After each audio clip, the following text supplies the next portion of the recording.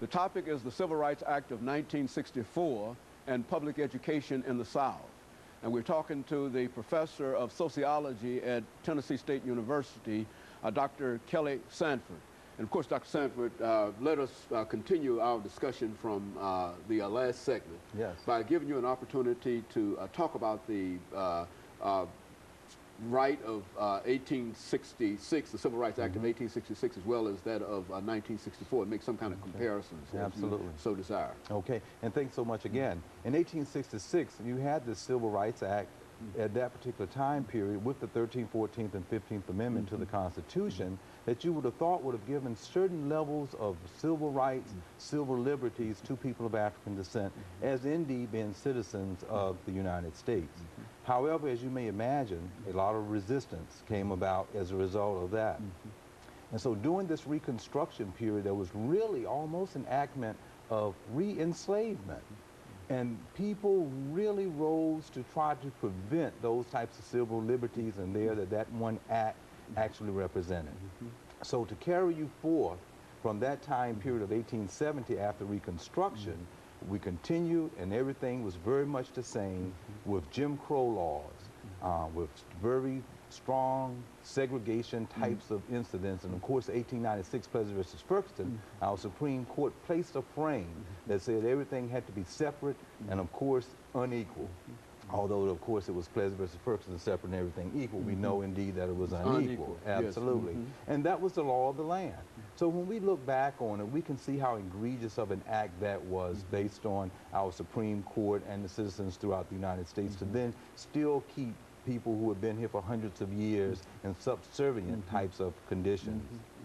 So, you know, Dr. Sanford, say something about Jim Crow. Okay. Because about the differences in the accommodations and et cetera under that system. Okay. Good. Okay, yeah, Jim Crow was a very egregious type of an act. What they had was things that were so-called separate, but they were indeed unequal. Many people might have images of we're talking about the school systems in the South. My mother, if I may just bring her up as a case study, during this particular time period, taught in a 2-room schoolhouse. She taught the grades the 1st through the 7th from Oxford, North Carolina, and Mrs. Benjamin Chavis' mother, Mrs. Benjamin Chavis, taught the 8th grade through the 12th grade. Now, other public schools had just a regular class and a regular school system, as you may know of today. But these 1-room little schools were not up to par.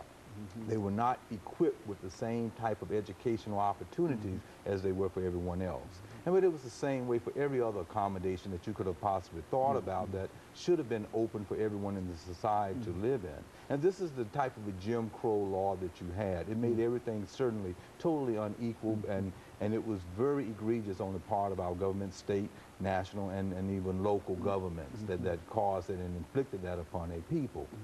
But we are here today to talk about education and that whole educational process, which is, of course, very important from a sociological point of view, to try to help people to move from one place in their socioeconomic status to another location in life. So when you think about hundreds of years of preventing that, then if you think about even today, we would still have many people who are first generation entering into institutions of higher learning. Why? Because it was based on what had happened a long time ago. And that's very important. That's very important because as we move through that time period of Jim Crow laws and leading from the Plessy versus Ferguson, of course, we've talked about the infamous 1954 Brown versus Board of Education. And coming out of that time period, incidentally, I was born years after that, and where I went to school, it was still segregated. To give you some idea how, because the letter of the law was written, that didn't necessarily mean that it was going to be implemented. And so after that period, there was an uprise of people of consciousness of kind, and everyone, of course, knows the Reverend Dr. Martin Luther King Jr., tried to get equal access for people, just fairness. In many instances, we would define Dr. King as an assimilationist. He really wanted everything just to have equal access, to actually have just accommodations that were indeed equal. And so worked very hard for that. And I think this particular act of 1964 certainly represents that whole movement to try to bring about what the Constitution of the United States and the Declaration of Independence stated by the founding fathers of America. Life, liberty, and the pursuit of happiness. This whole issue of justice within the educational system. And of course, we're still fighting that issue in a real sense, are we not, Dr. Sanford? Absolutely. We are still today, unfortunately, in 2004, 40 years later, we still have disparities when it comes to education.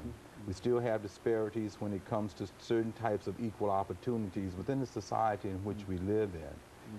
Dr. W.B. Du Bois in 1903 did a classic piece entitled The Souls of Black Folks. And in that piece, he talked about the demarcations that went on during the time period that we have just laid out and how it would be then, of course, impact the 20th century. When he said the problem of the 20th century would be that of the problem of the color line. And here we are in the 21st century, and it's the same problem. 100 years later. 100 years later. And indeed, when we look at the latest research, when you think in terms of Brown versus Board and desegregation policies, schools have now started to become resegregated.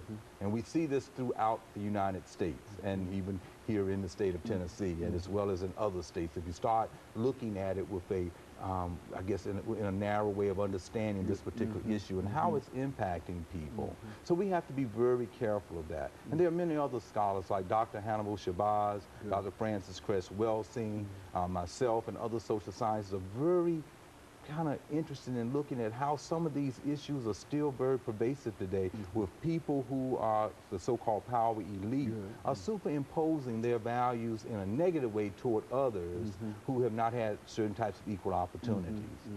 So we still have to understand that we do not have a certain level of equality today and that we still have to fight for it.